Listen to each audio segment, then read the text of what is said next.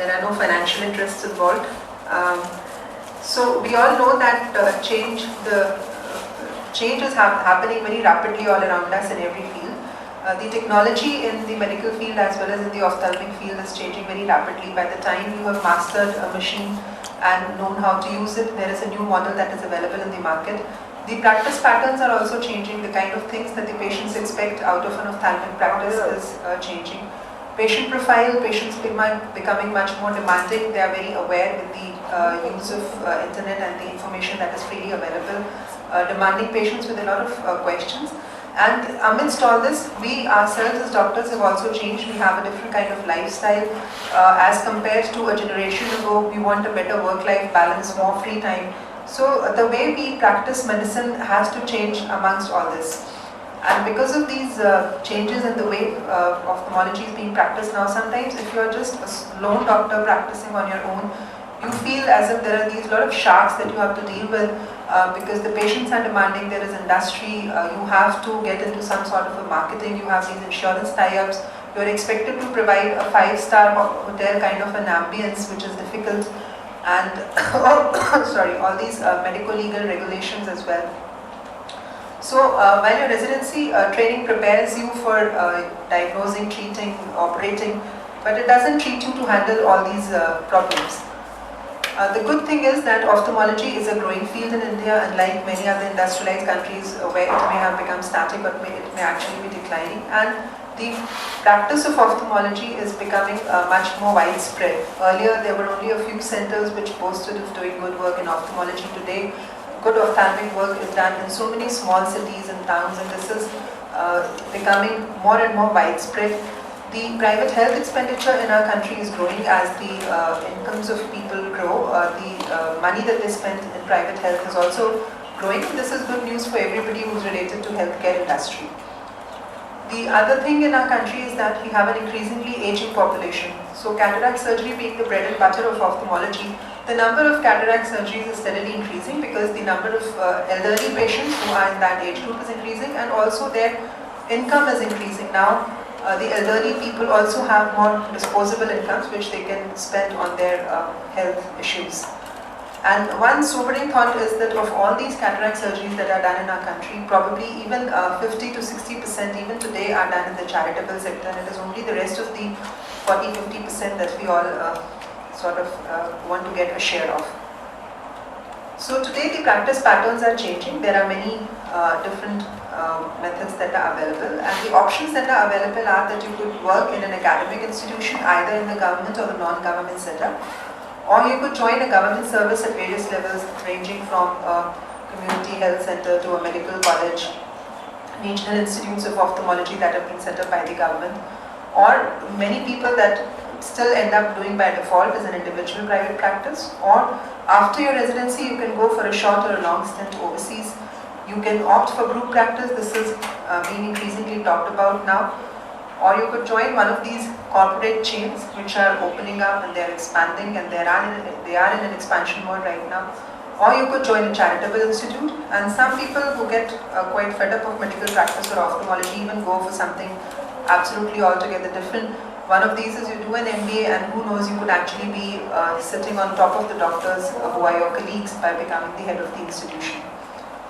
So in an academic institute, the advantages are it is always an intellectually stimulating atmosphere. You have a challenging mix of cases, you keep learning, you have access to the latest equipments, and you have this freedom from day-to-day management hassles. Like if you are in a private practice, especially if it is a solo practice, you have to deal with a lot of management issues like staff and leaves and things like that. If you are in an academic institute, you focus only on your core job and you don't have to get into these management hassles of private practice. And you always have your colleagues for helping you if you get into trouble, so that safety net is always available. Then these academic institutes in ophthalmology are available in the non-governmental setup also. And the academic counterpart would be medical colleges in the government setup. Again, these also provide you a good academic atmosphere, and you can continuously learn and train others, which gives a lot of satisfaction to many doctors. You have a healthy mix of cases, not just the cataract and refractive surgery. You have job security and stability, and there is no denying that there is a certain prestige of being a professor. But the trouble is that in medical colleges across India, the infrastructure is very variable. While there are good colleges like RT Center and PGI which have a very good infrastructure, and many medical colleges down south, but it's not that every medical college would have even a decent infrastructure. And there is a limited financial growth. Some medical colleges do allow a limited private practice, but your financial growth would be limited.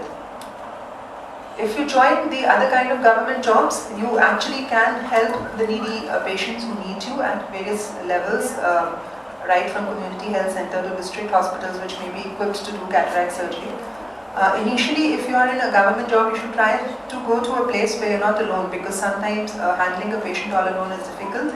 And also a place where you have other doctors and people who handle the government programs as such, because otherwise there will be a lot of non-medical work to do in the government sector, like helping in all the programs that are run by the government. So it should be a place where you can concentrate on your ophthalmic work.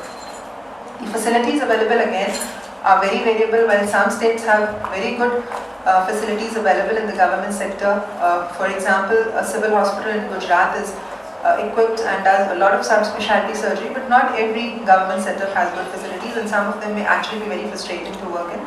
There will always be government red tapism and political interference which you will have to deal with at every step in the government setup.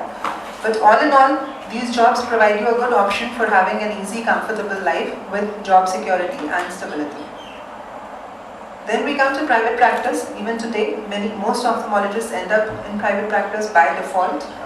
This gives you a huge autonomy. You are your own boss. You decide what you want to do and in which direction you want to grow. There is a huge potential for earning very well, but it may not necessarily be always realized for every practitioner equally. And that, whether you realize it or not, would depend on a lot of factors. Earlier, it was thought that if you are in a sort of a solo private practice, you would not have the latest technology, etc. But now, with so many flexible financing options and the Indian manufacturers who have started manufacturing the ophthalmic equipment, technology is available in any kind of practice. And with that, with the cutting edge work that you do, you also have the prestige that comes with academic work that you can do in a private practice as well. And in a private practice, the opportunity to grow would depend entirely on your skills and hard work, and not abstract factors like in the government setup, for example, how well you get along with your bosses, etc. Because this is your own practice, you do well, you put in your hard work, you will do well. Again, in private practice, there are many options. You can either go for your own complete setup, which means that you have your OPD as well as your surgical facility, but this would need a lot more money as an initial investment. And it will also be a bit of a struggle in the initial few years, because you will have these loans to pay off for, and it takes a while to get enough footfall in your private practice. But it is doable, and if you are willing for that bit of a struggle initially, it will pay you good returns in the long run. The other option is you start your own clinic with a basic sort of an outpatient setup, and you join a hospital for doing your surgical work. This is a good trade-off where you don't have to invest much, but you still have enough autonomy and you can work the way you want. Group practice is something that everyone is now talking about, and it is best done when you have fresh out of college 2 or 3 residents who have trained together, because they have a similar background and they are much more likely in the initial phases to tune better in a group practice. Or the other option is that you join an established ophthalmologist of your area.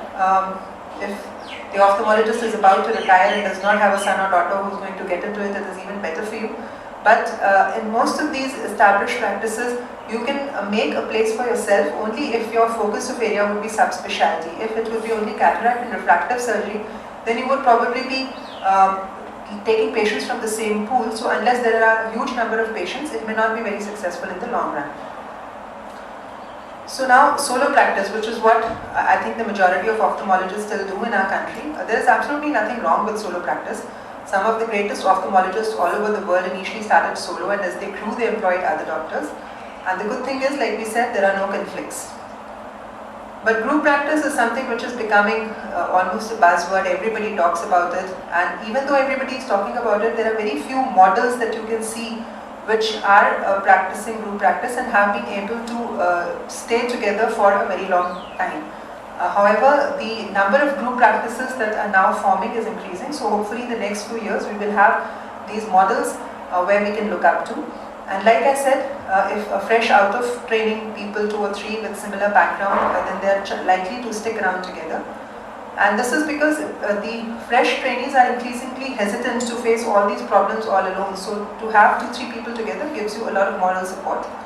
And the important thing in group practice is that it is easy to start. The trouble is to make it continue without getting your ego hassles in between. It is good to remember it is something like a marriage where you keep your eyes wide open before marriage and then half shut afterwards so that you don't get into too many problems. The other option is joining a charitable hospital. There is a tradition of a lot of charitable work in the field of ophthalmology. There are a lot of these NGOs, Rotary Club, Lions Club, etc., which do ophthalmic charity. Unfortunately, the charity is dominated by the NGOs. We as doctors have not been able to form our own bodies and run our own charitable institutes so that we can have our say and do things the way we want. Still, it is very good for getting further experience after your training if you need it, because you will be doing a huge number of cases, and in 1 or 2 years also you will get enough surgical hands-on work.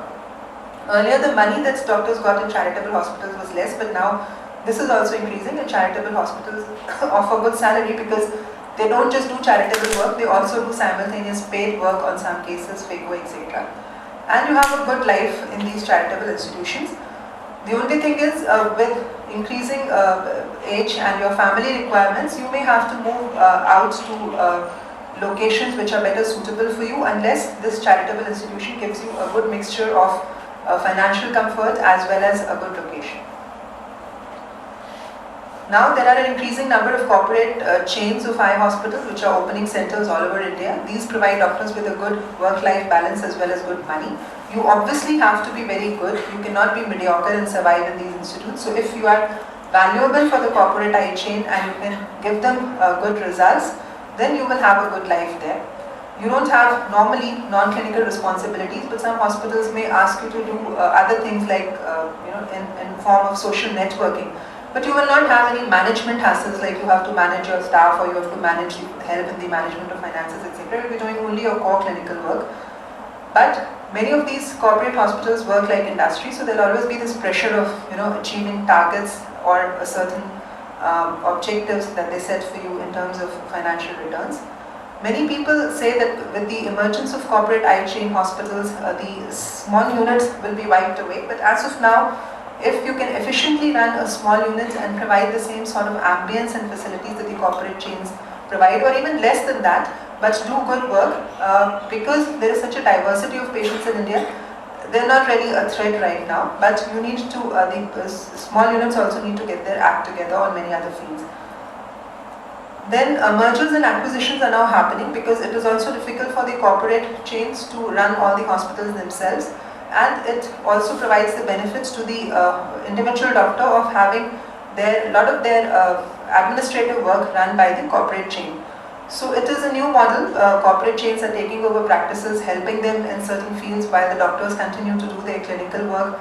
There is a lot of buzz around all this, and the important thing is to be very careful about the kind of agreement that you reach between the practice and the chain that is partnering with you, and the distribution of responsibilities and finances. So to summarize, there are lots of jobs that are available in the ophthalmic scene today, and most of these jobs in the last 5 years have started offering good salaries and other benefits. Yet many of the doctors do not have good job satisfaction in these various jobs for a long time. So you have to keep modifying and look very carefully before selecting what you want to do. At the same time, even for those who hire the doctors, it is becoming increasingly difficult. It may be either because everybody's expectations have increased, both the doctors as well as the patients as well as the people who hire doctors.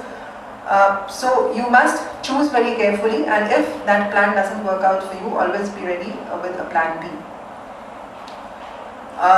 Generally speaking, in practices, it is if you are a solo practitioner or even if you are in some other kind of a practice where you do not have a lot of staff, it is important to get good quality supporting staff and build your own team so that you can use this team very well and use this team to assist patients at different levels because the patients want assistance in insurance, work, etc. Build a good team and learn to delegate your work. So what is important for us to understand is that economic growth is really happening in India in these small cities and towns, and less ophthalmologists are inclined to move here. So it is a good idea to have your own practice in a small city for those who want to have individual practices.